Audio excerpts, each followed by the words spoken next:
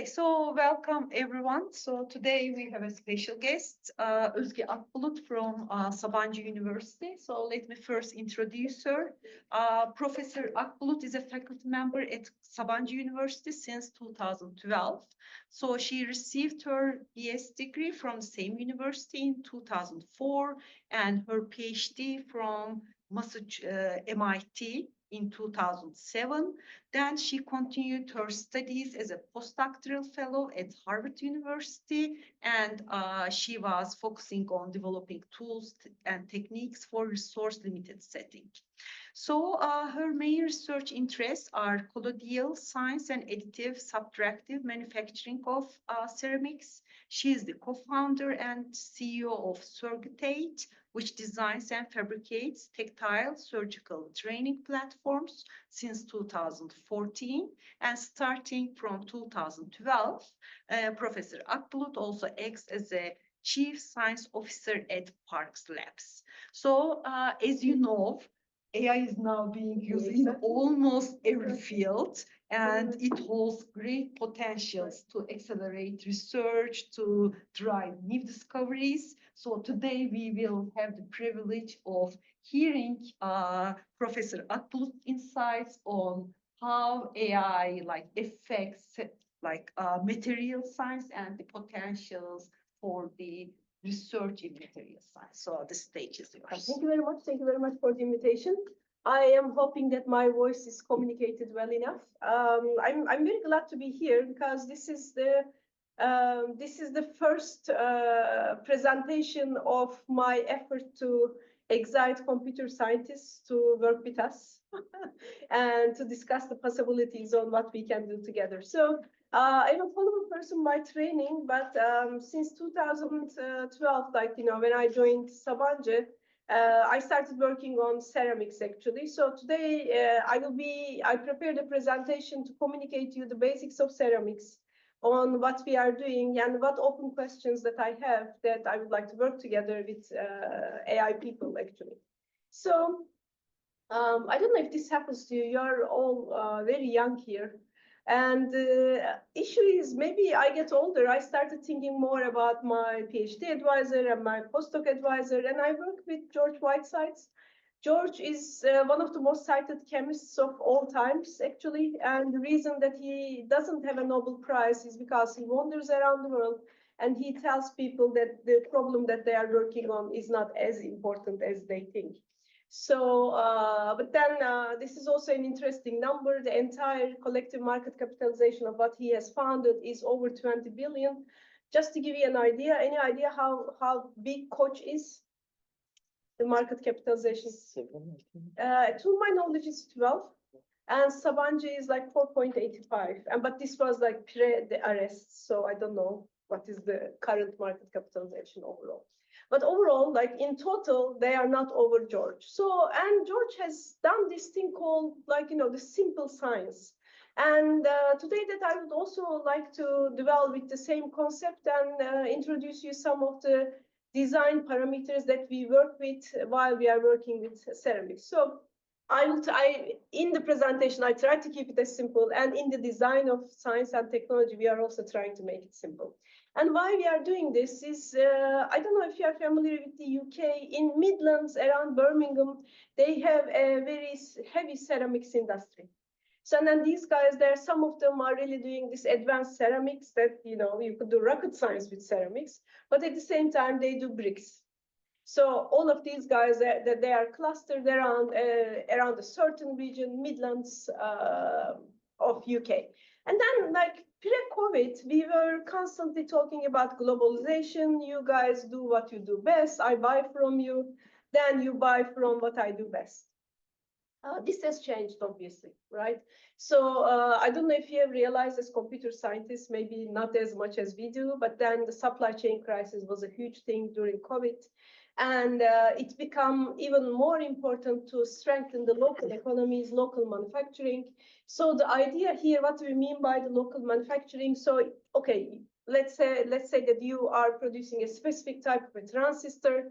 You are not willing to produce a lot of it. You only need 500 of those, but due to the crisis, you cannot receive it. So, and you are willing to pay more money. right? Because in the overall, you're not going to do a lot with it. You just want to basically produce what you need. So, and then that is actually local manufacturing, right? You don't want to be globally competitive, but you would like to have the ability to produce these things on your own, right? So, you know, I do this slide, the supply chain crisis real and carbon tax is also real. You might also have heard about this, how cement is creating 8% of the entire carbon dioxide emissions all around the world. This is really the case, and cement is a ceramic system. And why it is actually polluting the environment that much is because it requires lots of energy in the processing of ceramics. So it is not that the process is it just consumes a lot of energy. So that is why. And then, of course, like there is also lots of provision on the ceramics industry in order to comply with the Green Deal and these kind of things. So there is multiple swords are swirling around the ceramics industry. So what we mean by this developing science and technology for frugal environments, and in frugal, I use the term frugal, which means tutumlu in Turkish, right? But then sometimes people call it cimri. So it is in a sense that I would like to use it as not as stingy, but rather more cautious. Okay. So how do we do this frugal science? So again, the important point here is these guys who would like to do their manufacturing, they are not willing to pay a lot of money for the setup. So they don't want to do any capital investment. So if you are going to tell these guys, okay, you just need to buy this $2 million equipment in order to produce these things, they don't want to. So you need to design your science and technology for existing setups. And then the second issue is like, you know, they don't need to learn this entire new field in order to produce these stuff. And, you know, they should be able to do these things with no domain knowledge, maybe a little. So, and then the idea is if you can offer solutions that people can just open a package, preferably like, you know, put it into an existing simple setup. They do the processing over there. You guys are familiar with CNCs, I believe, right? This, oh, yeah. You guys do some machining and such. So imagine that you computer numerical control the machine, you just submit your design and then it basically, so it is your modern day sculpture in a sense. And then, you know, you give these people a package, then they open the package and then, you know, some machine basically does the processing for them. And then eventually, let's say that they have one more step in order to fire the ceramic to get the final strength. So these are our design parameters. Please, let's keep that in mind. I will revisit this concept throughout the talk as well. So this is what we do. We make ceramic dolls. So you guys, I hope that you all played with Play-Dohs, right? So imagine that you have a Play-Doh of an advanced ceramic. What you are looking at is actually zirconia. And the ones on the right is actually, we bought these shaping tools in Amazon. And as you see, we could actually do these things to the advanced ceramics. With like, you know, we can shape them easily. Actually, it really has the feeling of you are playing with a Play-Doh. And advanced ceramics is actually a $10 billion industry, by the way. So and then why ceramics are important is because they have high strength, high thermal resistance, and they are not electrically conductive. And then if you are going to basically populate Mars and stuff, like, you know, we really need to, like, these are the advanced materials. So there is no, you have to basically like know how to shape these materials, how to work around these materials, and hopefully how to repair these materials if we would like to do anything advanced. So, and the other one is like, you know, once we are talking about CNC and such, so that is these are the kind of devices that I'm talking about. You basically give a code to the system and it shapes your structure accordingly. I would like you to pay a little attention to the chip formation on the left. And again, you might not be familiar with this, but once you are cutting a metal piece, you have this curly chips, right? But then if you are cutting a ceramic that is hard, which is not hard here, then you see all these powders that are flying from the system. And as you might imagine, once you are cutting a surface, these powders flying out of the system, it gives you surface roughness, it gives you problems with the final product and such. So what we create is we have these doughs, and then we dry them a little bit. After a certain period of drying, my next slide here. Good. Okay, so we have these doughs, and then this is a paper that I present as my most boring work, because like, so we had to parameterize the system. So you have these doughs, and in the world there are only two research groups who does the processing like we do in terms of the doughs. The other one is in India. And what we do in less than 2 minutes, they do in 48 hours through the use of bread dough proteins. So I will develop upon this further in the talk. But then overall, what we do is we create these doughs, we dry them a little bit, then we have all this entirely parameterized system that tells you, what is the tool speed that you need to use, what is the tool size that you need to use. And then on the bottom right, you see a basic custom shaped alumina crucibles. And we could actually, we could give them any shape that we want, of course, within the limitations of the CNCs. So we have this system that is packageable, that is being used with a simple setup, benchtop setup through a CNC. And we actually are reporting all these parameters so that we eliminate the domain knowledge. How do we get in here is, how do we do this is what I'm going to do in the next couple of minutes. Do you realize that the cement trucks, they really speed? Do you know why they speed? From the first touch of water, the cement basically starts phase transformation, and it basically solidifies. So if they don't speed up, if they really don't discharge what they have in the back, the cement is going to solidify in the back of the car. Then I think it's just trash. So how to leverage this? So the idea is to introduce a workability window to the cement. You guys are also seeing this, like, all these trucks, they are basically putting this, they are discharging the cement as a block. And then sometimes you see this shaking of the block. It is for this very viscous system to basically fill the block entirely, so that it waits for like 28 days, and then you basically use it as a block. Why it waits for 28 days? Because from the moment of casting, the cement goes into a chemical reaction that imparts its mechanical strength. So you really need to wait for a certain amount of time without disturbing that reaction for cement to gain the final strength that we really need in Turkey, especially.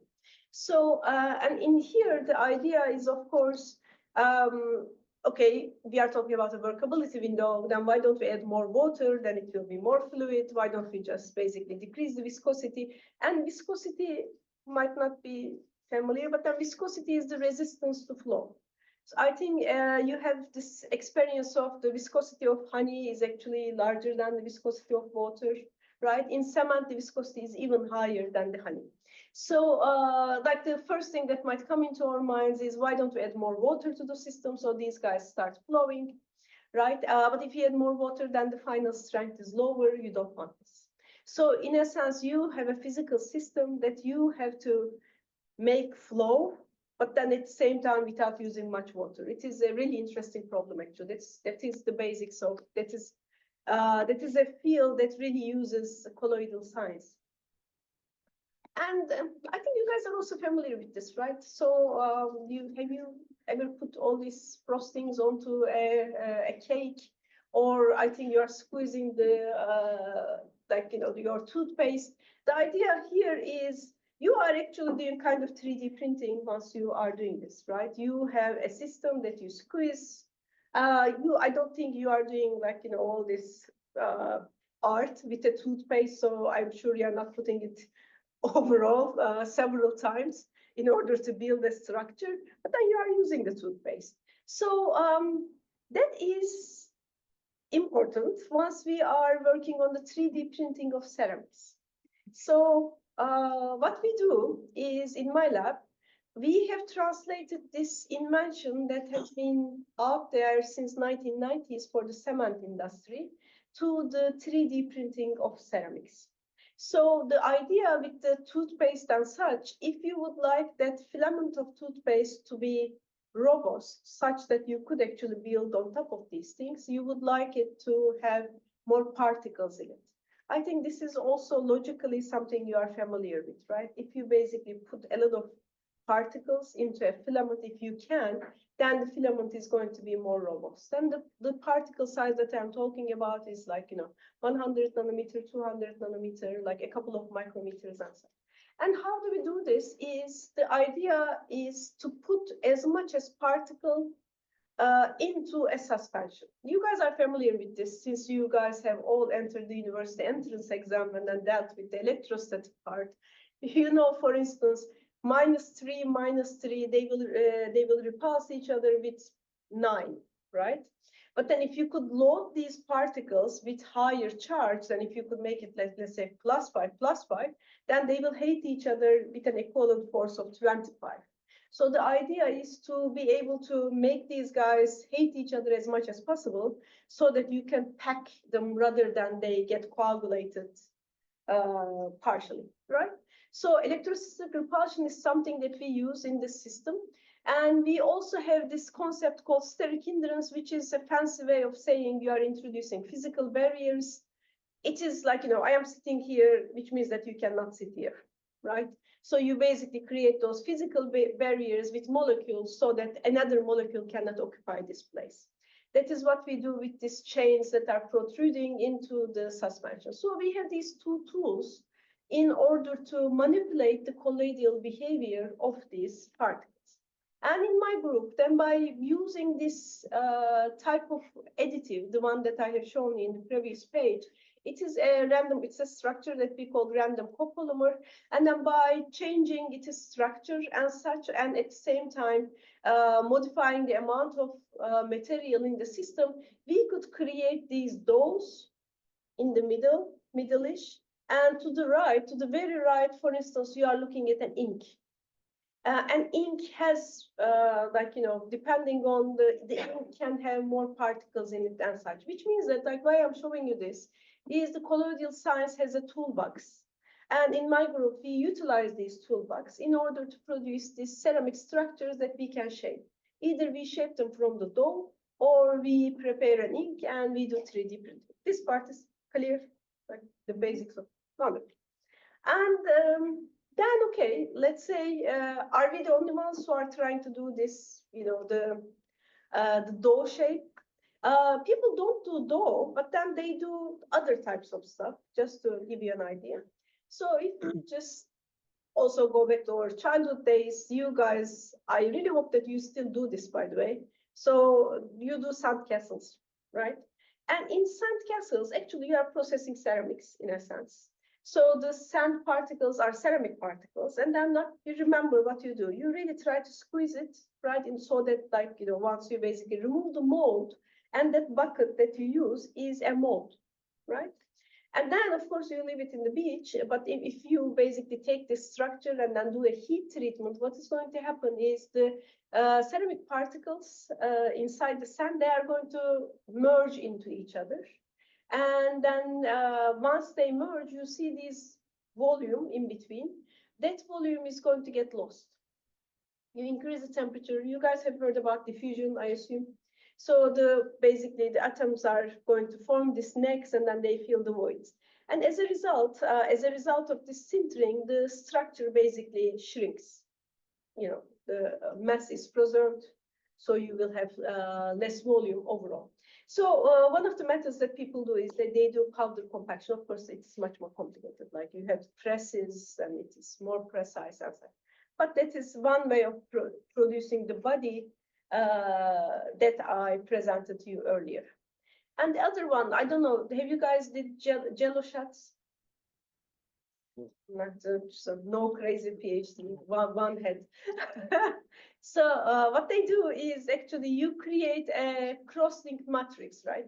If you are actually doing an egg in the morning, you are also cross-linking the protein structure in the egg, and that is why you have this solidification behavior in the morning or at night, I don't know. But then imagine that you basically dope this structure, you add lots of ceramic particles into the system. What you are going to have is actually those particles are going to be trapped in your gel, trapped in your cross-link network. Then you can take this cross-link network and then do a CNC around it as well. Do you see what I'm saying? So what people are using, they are using all these organic systems in order to trap the ceramic particles, right?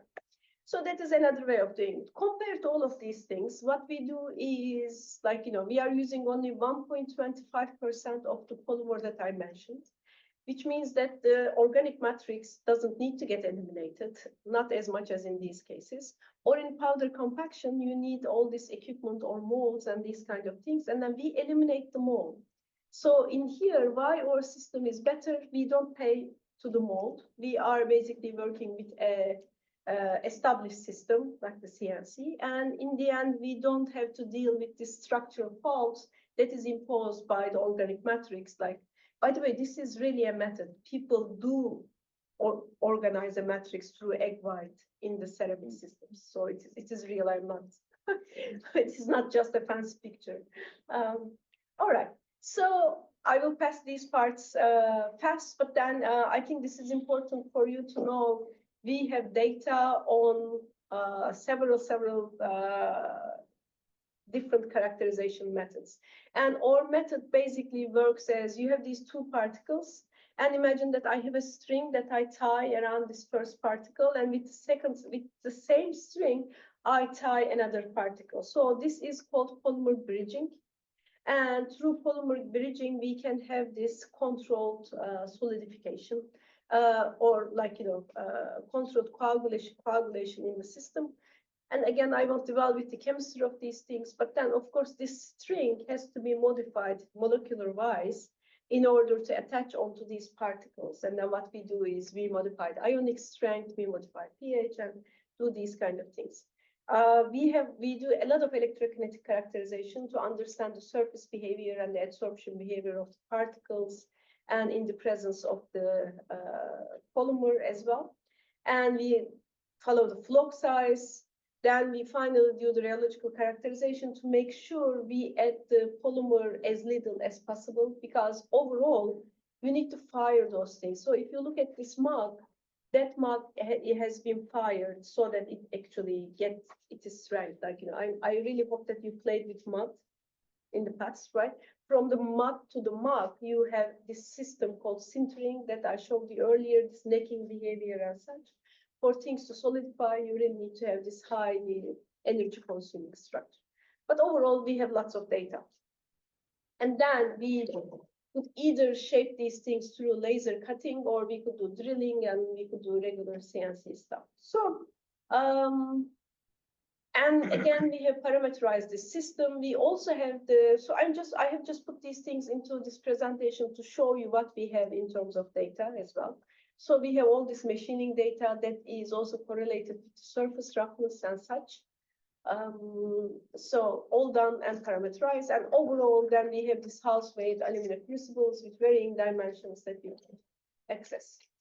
And recently we have expanded the materials portfolio to a multiple ceramic system. The previous ones were like homogeneous. They were either alumina, zirconia, magnesia.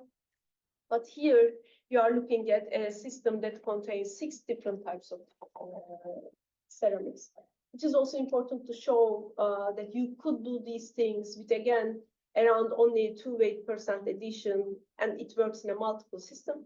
In the bottom, you are looking at our comparative results. The ref is prepared by powder compaction. So, and Eskişehir University, by the way, they have very good ceramic groups, and this is a collaboration with them. And then in our self-standing dose, we produce very similar results to the other methods in terms of the mechanical properties and such. All right, so last but not least, we are also shifting to metals. So, and then we have done the C with a kitchen utensil, so to speak. You have all this cookie shaping stuff. We buy them, and then we basically shape advanced materials with those things. And on the D, you see the sintered version of that metal. B is the one that is done with CNC. By the way, this is Inconel 718. It is the metal that Elon Musk cannot stop talking about because it has many space applications and such. So to be able to do these things with forces that are less than 10 Newton is really revolutionary. Do you guys have any idea what 1 Newton is? You keep hearing about this guy. 1 Newton, how does it feel like? Like what does 1 Newton feel like? You're in computer science, like, so I don't judge you. It's about 1 kilogram or something. No, it is like this is Yes. 1 Newton. Oh, This is as little as this one is 1 Newton. And we could do this with like forces less than 10 Newton. So it is like, it is really energy efficient and such. Then you do the sintering, and then we also don't have losses in the sintering. And at the green state, that is the not sintered state, just the dough state. If you make a mistake, you just recreate the dough again and then do your thing overall. We also have the recycling results, and then we show the almost 100% recycling with less than 20% mechanical properties loss. But then why I am here is now, after half an hour of materials engineering, thank you for bearing with me, then I would like to design impossible materials, in a sense, the materials that we didn't think it could happen, but then if they happen, something good might come out of this. So what I mean by impossible materials is, again, I couldn't, of course, I couldn't resist the Ghibli style image creation. So being a nerd, yes. So imagine that you have seen this in cartoons, I believe, right? You have this gum, someone chews it, and then they try to stop a leak. Most of the time they cannot, so it blows up. But then imagine that scene, right? So imagine that we could do this with ceramics. So currently, the reason that we don't have a ceramic sealant, I would like to call it, is because ceramics shrink. So imagine that you have something that you put somewhere, but then once you fire it, it shrinks, so it cannot seal anything, right? So if we can make these ceramics non-shrinkable, then we could do ceramic sealants. So the ceramic sealants, if you Google ceramic sealants, when I come up with this impossible materials ideas, I usually Google those things. You will see some ceramic sealants that are quote unquote ceramic. What they do is they have a polymer which melts. And I think you might have also done this. Imagine your PET bottle you drink the water with. Imagine that you have melted it with with fire and such. You will see some flowing of the material, right? So what people do as ceramic sealants is they melt a polymer and they basically put a lot of ceramic particles in it. A lot of meaning they put as much as they can. So what they have is not a ceramic sealant. What they have is a plastic sealant with ceramic particles in it. And of course, with that ceramic particles, with this current ceramic sealants, you cannot use them in space because, first of all, if you increase the temperature to, to the level that these ceramics are going to neck to each other, what is going to happen is the polymer is going to get burned down, and you will remove the polymer, and you will end up with a very porous structure. So currently, we do not have 100% ceramic sealant in the world.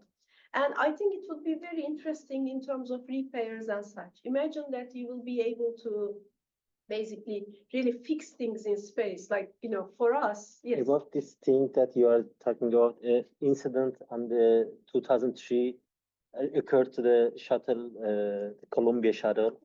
They went to space, and when they took off, one of the ceramic particles were removed somehow, and in the Earth station knew this, but they didn't inform the crew there.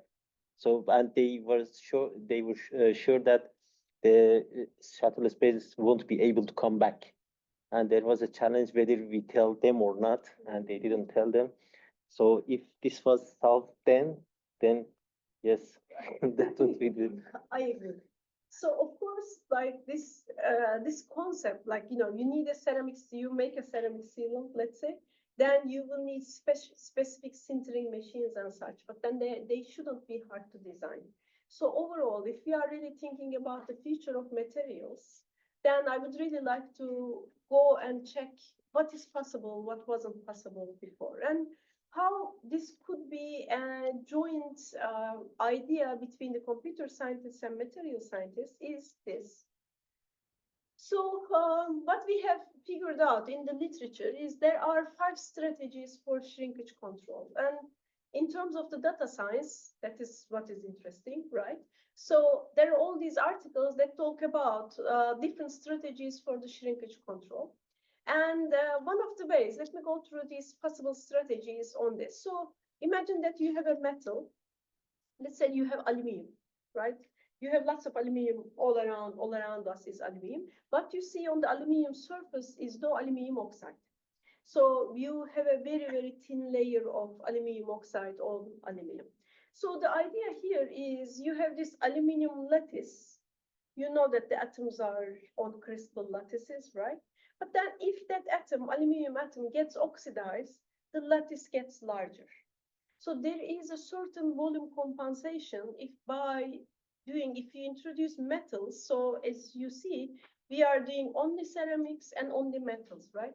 But if we have a system, if we mix metal and the ceramic itself, the metal is going to get oxidized and you will get some volume compensation. So the idea here is, will we be able to compensate the shrinkage because you have to get rid of the emptiness in the volume through the other stuff that gets larger, right? So this metal oxidation for volumetric compensation could be a method.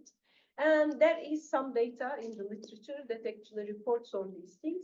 What is also very interesting, I don't know if you heard about this, but Materials Genome Initiative, MGI, and these kind of things. Okay, so they have like huge databases, and they have like, you have heard about this Human Genome Initiative though, right?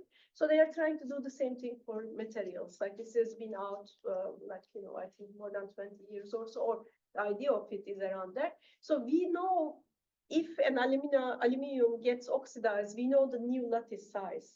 So these are already tabulated values. So there is a database that can tell you like which one is going to get how large, right? Of course, there are all the other things that we need to solve in materials engineering because this oxidation reaction really, really slows down once you have an oxide layer on the top. So it is not like 100% compensation. So the calculation will not match. So the other one is this thing called liquid phase sintering. This is a little bit of a specialized topic, but then imagine that you have a liquid running in the system, of course, a liquid of ceramic glass, in order to fill those things and then really make sure that with that liquid, you are trying to reach every point that you can so that the volume shrinkage is smaller. You can introduce sintering agents. And the other one, I like this one actually, it is very geometry. So imagine that you have football balls, right? So by thinking about football balls, you know that there will be a certain spacing in between. And imagine that you are filling these spacings with much smaller balls. So this is also geometrically something we have done in high school, right? We try to fit these circles into the space. So you could actually, instead of using a single ceramic particle size, you could have a bimodal distribution or trimodal distribution in order to pack things more efficiently. There is also there is also a body of work on this one, and you could also settle for keeping some residual porosity. Yes, of course. And the second one, we said we are filling the holes with some liquid. Is that liquid also ceramic? Yes, it is a ceramic glass. Overall, it also solidifies in the air. But the viscosity is very high, so the viscosity of that liquid phase is going to be lower than the viscosity of the alumina itself. And then bear in mind, this is a very good point. So once we put this thing into the oven, we don't melt this thing. So if you melt it, then the entire shape that you give to the system is going to go down. It's just going to be a liquid. And melting ceramics is very hard. Like we are talking about 2500 or so. So like very melting. So what we do sintering is 2/3 at melting temperature. So if your ceramic has a melting temperature of 1500, then what you do is you do the sintering at 1000. So we don't melt. But then you could actually have this system that melts earlier. And if it is amount is small in the system, then it can actually circulate in the system, or it could actually reach to the points that the main body cannot. Good question. Yes, the sintering is well below the melting temperature. So overall, what I would like to do is to create this function that we could say this volume compensation function, and then look at all these different methods and really figure out a function that is going to tell me the contribution of each effect strategy into the volume compensation, and we will basically try to optimize this system. And obviously, right, all of these things are codependent. So once we have this X as as the weight that the strategy 1 can bring into the system, this X is going to be different if you are also including strategy 3 and 4 in the system. I think this is kind of because all of them are going to affect each other, right? So what we suggest is we do this Plackett-Berman experiments. So the other thing, one thing that I think Koç and Sabanci work together is we have amazing facilities in material science and engineering. We have the capacity to do these high-throughput experiments, these HTEs, which are very popular nowadays. So of course, doing these experiments are we have to be very smart on this, and people have come up with this Plackett-Berman come up with this set of experiment style that are trying to tell you, okay, which couples might be more important, which parameter might be more important, right? Are you familiar with this type of experimentation?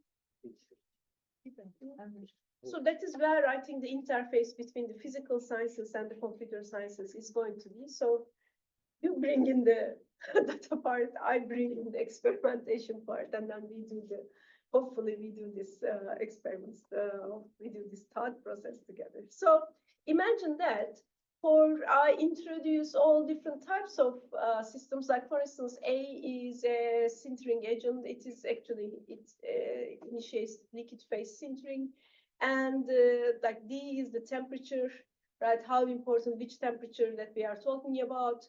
And this is of course 2 levels, right? In terms of temperature, it is something that has plus means something higher, 200 Celsius, minus means, let's say, 200 less than the other one. And A, B, and C, it is existence. Does it exist in the system or it does not exist in the system? And E is, for instance, how much aluminum that I'm going to put into the system so that it gets oxidized.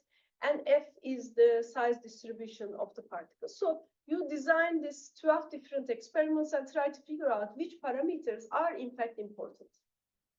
So let's say by analyzing all these 12 experiments, you figured out these 4 parameters are more important than the others. Then you assign 3 different levels into this system. And then then you assigned also 3 different levels into the system. I changed the percentage mark in level 3, but then it didn't come up here. So and then you this time put 3 different levels onto the system, and then you run another 9 experiments in order to figure out which couples are working the best. So what we are trying to do with this high-level experiments is that we introduce this matrix, and rather than doing the entire experiments in the matrix, we are going to do a couple of them in order to figure out the region that we should be really focusing on. And in parallel with this, also what we are doing is we are collecting the data in the literature. I'm working with a computer science senior in his graduation project. What we are trying to do is to get this sintering data from the literature, not related to the volume compensation. So not all of these methods are presented as volume compensation, but they have the volume compensation effect. So in the literature, we have this coupled versions of what I am suggesting here. There is nothing that uses 3 or more. So in a sense, that is why it is interesting, right? So what I'm really interested in this machine learning part or the data science part is, will we be able to correlate these different methods to each other? And then can we make something bigger by leveraging the effects of each of them in order to design these impossible materials that I'm talking about? Well, this is from me. So I will be happy to answer or discuss any ideas, suggestions, yes. Okay, so we thank you very much. So any questions? So I have one. So once you obtain this like impossible like ceramics, how can you validate it? Or we can measure the so we will measure the dimension before we sinter, and after we sinter we also measure the dimension. So in a sense it is physical, it's physical experimentation. For example, suppose that you have infinite resources to do the experiment. So, for example, what is the order of experimentation for understanding that this impossible material becomes possible? Sure. So in a sense, there are like, let's say, more than 10 sintering agents. There are, of course, infinite number of temperatures that you could do this experiments on. So what I will do is this Plackett-Berman type of experiments.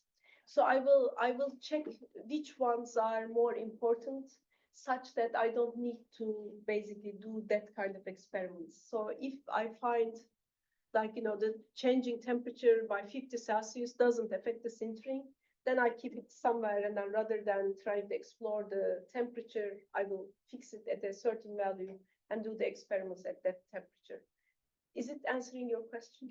So I'm trying to understand the third space of the experimentation. So you have, for example, here 6 different factors, and each of them could get, different, for example, discrete values. They could get very discrete values. But for instance, the size. So we have to buy these materials, right? So the size of alumina, for instance, I get is like, let's say 200 nanometer, 500 nanometer, one micron, right? So in a sense, that space is not that infinite. So I won't be having 50 nanometer, 51 nanometer, 52 nanometer, but this is more discrete. So, and then we could also do these things by, like, I could calculate if I am using a 1 micron particle, I could calculate the distance between those two guys. And then you basically pick up a size that you are going to put inside. So it is a lot, but it is not infinite. Okay. So, and then like we could predict this, for instance, F geometrically. And there are also articles that reports bimodal distributions and trimodal distributions in order to this, like, control the shrinkage most of the time. And by the way, introducing smaller particles into the system also plays with the viscosity. So there is data on that as well. And is there any cost associated with choices, like different costs for manufacturing in terms of money? So currently, like these things, so I'm not bringing in an additional cost item. So whatever we are going to put into the system is not going to bring extra cost to the user. I think that is one important thing to specify. And the ceramic particles are not cheap, but overall, do I want to decrease the energy efficiency? So will I be happier if we do this at a lower temperature? The answer is yes. But none of these items are like, oh, this is so expensive, we cannot do it. So overall, these are regular experiments that we do in the lab anyhow. So each experiment, how much time does it take? okay, good question. So the sintering usually takes like 4 hours. And you have to be there all the time. No, it's an oven. So you can also program ovens. So all ovens are very programmable. You can tell the oven, do this like by increasing the temperature by 1 Celsius per minute, reach that temperature hold there at 4 hours, and then in the end, it also cools itself down. So these things could also be made very parallel to each other. So that's why I'm saying we have high throughput experimentation possibilities. And by the way, you can keep the temperature the same and keep the entire set of experiments into the same oven. So the ovens are not small. So you could basically figure out 50 different things in a single shot. When you're talking about machine learning, I didn't quite get what are you trying to predict? What is one? So what I would like to see is, so people have done these experiments, but then they put them just onto the graphs. So we usually, in terms of, I think that is the interface between the physical sciences and the data science is not that strong at the moment, because the way I present this in an article might be different than another one's presentation. And things are, well, you have resolved the graphs, I know about this, so you could read the graph and then get the data out of it. But then there are different ways to characterize the system, so there is no single accepted way of reporting data in this. So that is why I'm interested in the language models, right? And then sometimes people are not aiming at the shrinkage, but they are, for instance, aiming at mechanical strength, and then they have designed a system, and as a side effect, they reported the shrinkage behavior. I would like to know, if they did this for something else, but then can I get this data and then learn something from it to minimize shrinkage in our systems? So, and then what currently we are stuck at, and if you have any idea on this, of course, it is about like getting all these papers and analyzing them, right? And all of our databases has this, they want you to make sure that you are not a robot. So you cannot download those things freely, although you have an access to them, right? So that is actually something that we are stuck at the moment. And we are working on it. But then the point is, some of this data is out there, that I'm 100% sure. And the rest, I am willing to do the high throughput experimentation, and in the end, really also verify those experiments in the literature as well, some of them at least, and then form this function. Is it okay? When I talk about it this way, for me physically, so any feedback on this? So because what you think is very important. I think it's kind of an optimization problem. And we are here trying to find a way to collect all of the experiments that has done so far about this thing, and then feed it to some machine learning algorithm, and then get a model for this. I think this is the goal here, I think. True. And then we are going to complement the model with the experiments that we can do. Thank you. We can parse all of the data in the literature. How many experiments do we aim to achieve at the end? Or can you approximate how many experiments should be there? Not at the moment, because these are the things that I think is going to work, but then they might or they might not. But I would like to, what we are trying to do, especially actually this week, is we just received the aluminum. So what we are trying to do at the moment, we are mixing alumina with aluminum at different amounts, and then we are going to measure the dimensions. More questions?